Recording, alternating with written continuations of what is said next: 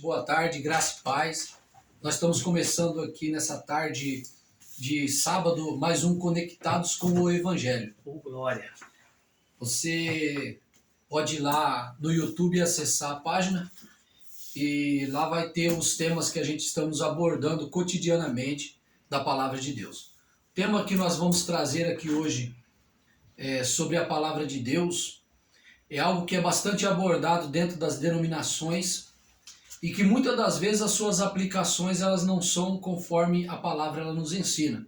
Muitas das vezes é retirado de dentro do seu contexto e aplicado de outra forma, de forma diferente, e sabemos que o propósito final não é outro, senão granjear para si mesmo lucros ou financeiramente viverem de uma vida confortável.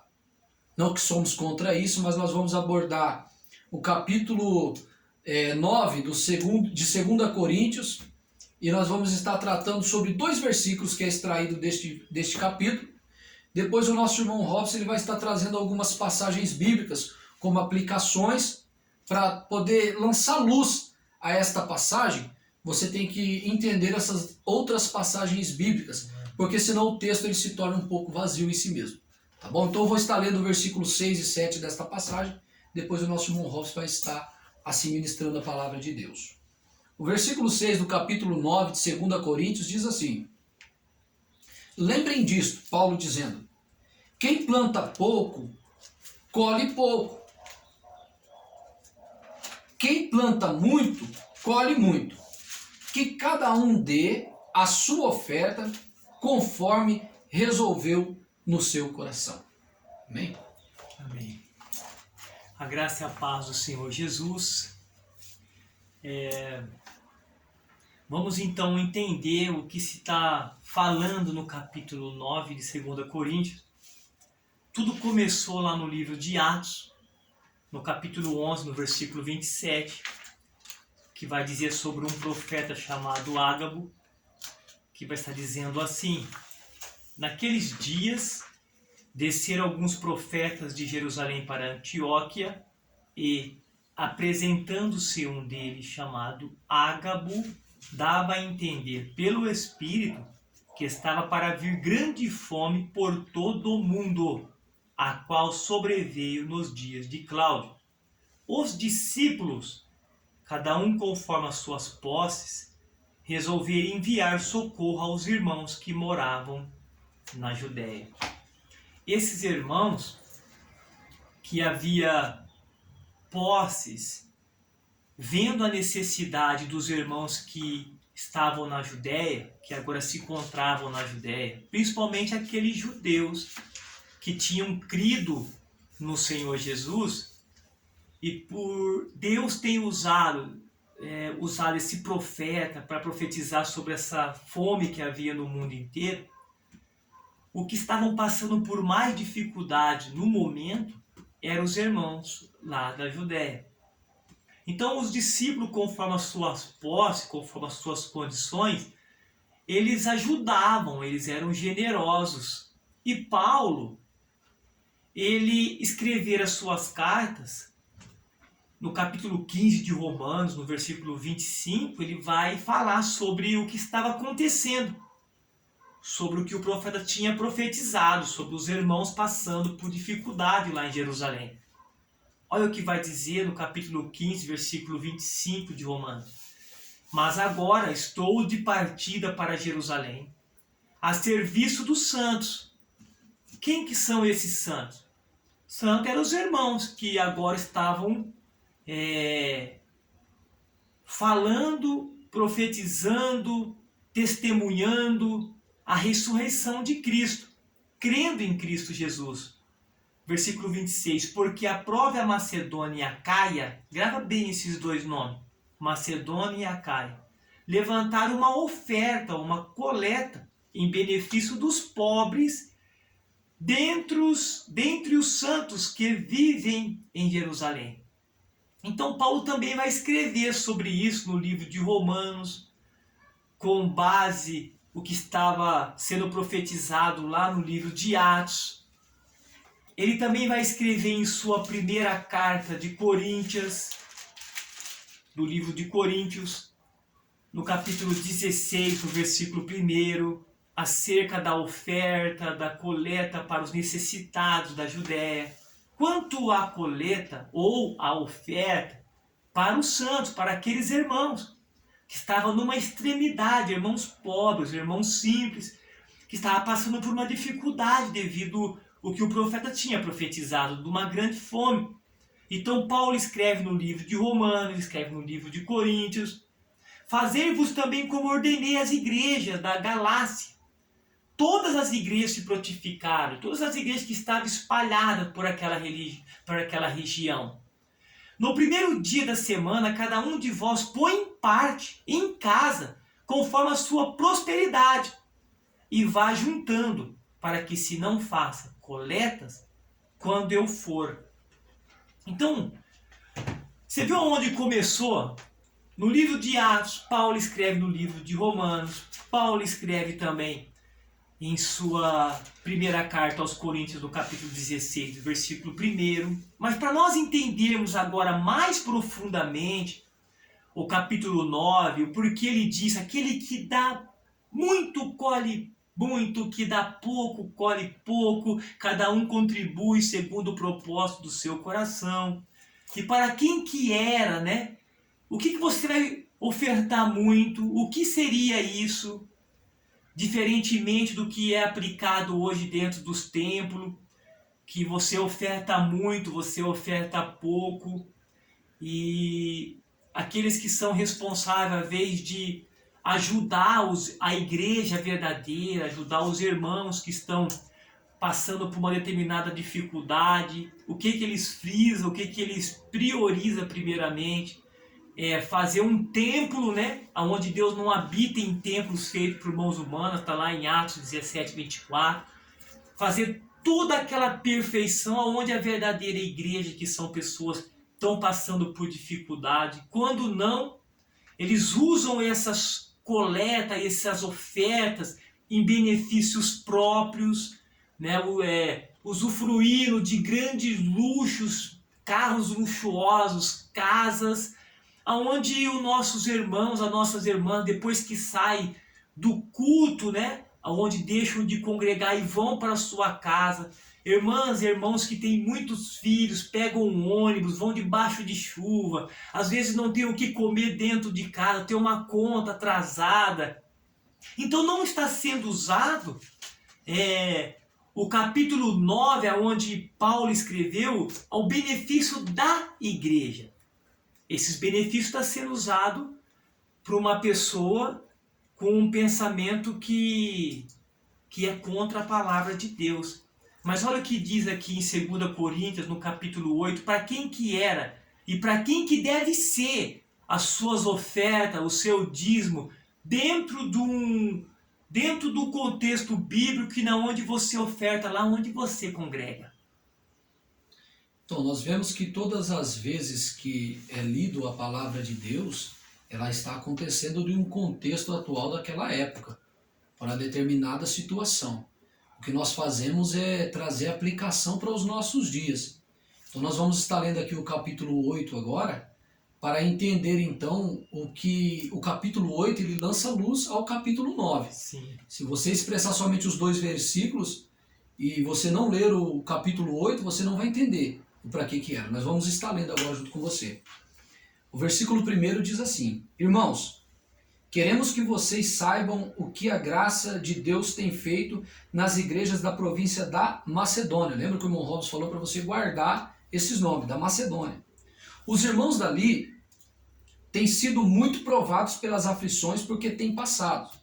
Mas a alegria deles foi tanto em conhecer o Evangelho, em conhecer Jesus, que embora sendo muito pobres, esse povo que estava ali na Macedônia, eles deram ofertas com grande generosidade. Paulo aqui falando para os irmãos que estavam em Corinto. Afirmo a vocês que eles fizeram tudo o que podiam e mais ainda do que podiam. E com toda a boa vontade, pediram com insistência, com muitos rogos, que os deixássemos participar da ajuda para o povo de Deus da Judéia, como o irmão Robson leu agora com você. E fizeram muito mais do que esperávamos. Primeiro eles deram a si mesmos ao Senhor, e depois, pela vontade de Deus, eles se deram a nós também. De modo que pedimos a Tito, que começou a recolher estas ofertas, que continuasse e ajudasse vocês. Tito havia começado a recolher essas ofertas lá na igreja de Coríntios, a completarem esse serviço especial de amor. É um serviço especial de amor, porque ele tem uma finalidade de amor. Ele começa com amor, porque esta coleta de amor, para terminar então com a finalidade de amor, que é pessoas. Então, né? aqueles benefícios que era colocado em parte, que lá em 1 Coríntios 16, Tito vinha recolhendo. Sim. Amém? Vamos estar lendo aqui o versículo de número 8 e depois nós vamos estar passando adiante um pouco lá para os versículos finais, que são a partir do versículo 11, mas antes vamos estar lendo aqui. O versículo 8 diz assim, ó: não estou querendo, Paulo dizendo, para os irmãos que estavam em Corinto, eu não estou querendo mandar em vocês. O que eu estou querendo é que vocês conheçam o entusiasmo com que as igrejas da Macedônia deram essas ofertas. Mesmo sendo pobres, elas tinham entusiasmo, elas tinham alegria em ofertar. Para que assim vocês vejam se o amor de vocês é verdadeiro ou não. Aí nós vamos lá para o versículo de número 11 agora, né, irmão? Quem deveria ofertar? Qual é a condição das pessoas que deveriam ofertar para os irmãos que estavam passando por dificuldade? Versículo 11, para você ver quando você deve ofertar e quando você não deve ofertar. Aí Paulo diz assim, ó: portanto, continuem e completem o trabalho. Façam isso com o mesmo entusiasmo que tiveram no princípio, quando vocês começaram a recolher essas ofertas, dando de acordo com o que vocês têm. Porque se alguém quer dar, Deus aceita a oferta conforme o que a pessoa tem. Deus não pede o que a pessoa não tem. Fica bastante claro, né? Muito claro. Por exemplo, você só vai dar conforme Deus te abençoa. Entendeu? Hoje Deus me abençoou, então eu posso repartir o que Deus me abençoou com meus irmãos. Deus não coloca esse fardo sobre você, né? Agora, se você ainda está passando por uma prova, que não está sendo abençoado, está sobrevivendo ali naquela dificuldade, então você não oferta, você não abençoa ali. Você só vai ser aceito aquilo que Deus tem te abençoado. Caso você ainda está passando por um momento difícil, fique em paz, não se sente inferior a nada. E no momento certo, Deus vai te abençoar também e você vai Só o sentimento contribuir. de necessidade, né, que você sente, né, em contribuir, né, diante de Deus. Versículo 13. Eu não estou querendo aliviar os outros e pôr um peso sobre vocês, mas para que haja igualdade.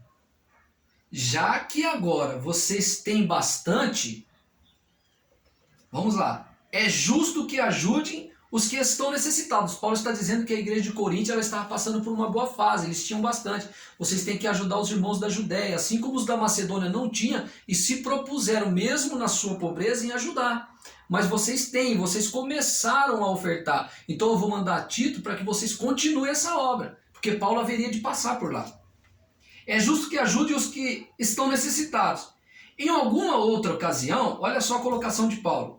Se vocês precisarem, vocês da igreja de Corinto, e eles tiverem bastante, agora os que estão necessitados, aí eles poderão ajudá-los. Você vê o compartilhamento, a oferta de amor aqui? Entre pessoas, é ajudando pessoas. Assim, todos são tratados com igualdade. Mojão, para você ver, o capítulo 8 é continuação do capítulo 9. Ora, quanto à assistência a favor dos santos, dos irmãos lá, que desde Atos capítulo 11, que está passando por dificuldade, é desnecessário escrever-vos. Porque bem reconheço a vossa presteza, da qual se glorio junto aos macedônios, dizendo que a Caia, lembra? Está preparado desde o ano passado para contribuir com esses irmãos. Então, Acaia e Macedônia eram um povo bem pobre, mas eles falaram, quero abençoar e eu quero ajudar. Só que você não vê na igreja eles explicando o capítulo 8, o capítulo 9. Eles usam só o capítulo 9 dizendo assim, é aquele que Dá muito, versículo 6, né? colhe muito. O que dá pouco, colhe Colhe pouco. pouco. E Deus gosta que você dá com alegria. Não é com tristeza, não. Mas essa contribuição é para o seu irmão que está do lado ali, congregando com você, que está passando por uma dificuldade. Essa contribuição também é para o seu pastor, entendeu? Só que você tem que ver, biblicamente, qual é a conduta daquele que está pastoreando. Se ele está pegando esses benefícios e você não está vendo o retorno, você está vendo a sua igreja, o seu irmão perecer do seu lado e não está tendo retorno daquilo que você está abençoando, que você está ofertando, porque o propósito da oferta é isso, que haja igualdade. Para onde ela está sendo direcionada. É fácil, é simples, é só uma questão de observar. Se observa, né, irmão Robson, a aplicação dos dias de hoje, é só você observar. Você, muitas das vezes, a gente já estamos aí na caminhada por misericórdia de Deus há um tempo, e a gente observa que muitas das vezes o propósito final não é o mesmo que a palavra de Deus ela nos ensina aqui que está sendo apresentado. Muitas das vezes o propósito final é direcionado para construções. Não que não possa ter, nós não somos contra, mas tipo assim, depois que tiverem todo mundo em comum, ou seja, a necessidade dos santos ela está sendo suprida. Né? Se tiver um conforto lá na igreja, tem que ter o conforto, mas desde que a verdadeira igreja... E não é isso que muitas das vezes a gente vê que é aplicado muitas das vezes em mármores, granitos, em vitrais, em ar-condicionados de última geração, em pisos de última geração, até tapete eles querem colocar muitas das vezes para determinados irmãos que chegam na igreja, né? Só que às vezes tem um irmãozinho que está ali do seu lado congregando com você e ele não tem uma alimentação adequada. Eu digo não alimentação naquele dia, mas uma alimentação diária adequada. Ele nem o café da manhã ele tomou. Ele não tem uma veste para vestir, um calçado para ir. Muitas das vezes tem irmão que vai de Havaianas, mas ele não tem problema.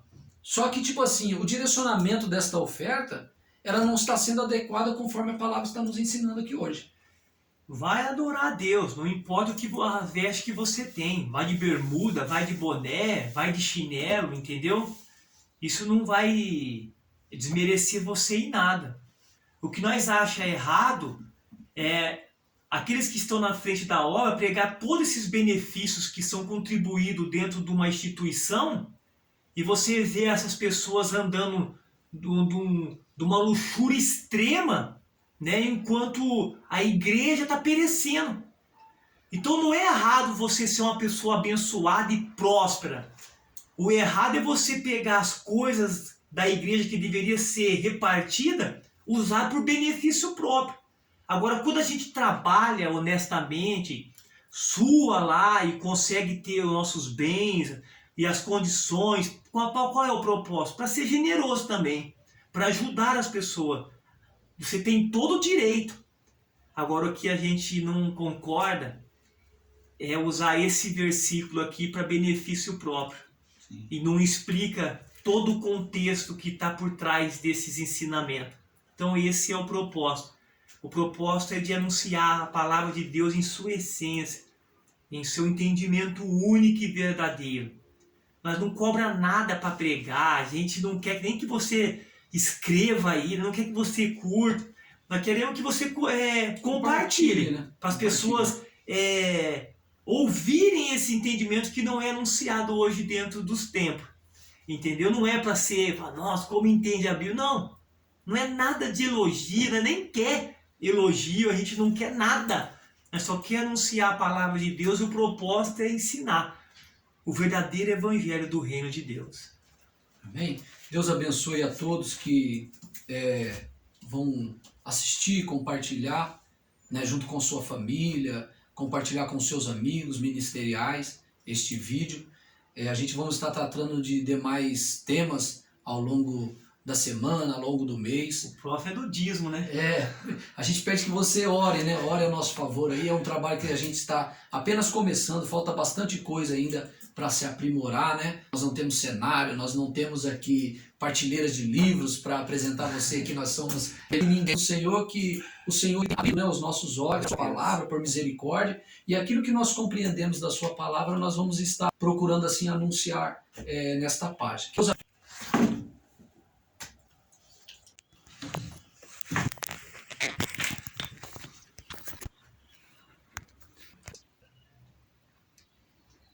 Será que não gravou?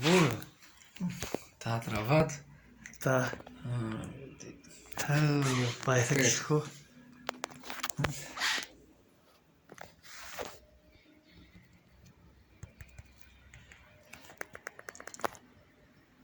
Tá quente, né? Apertado e desliga. Acho que não gravou, hein? Ele travou e ficou. Vamos lá, que eu tenho que comer uma feijoada aí. Meu Deus. Os bastidores estão cansados. Pior que eu não tô nem ligando. É.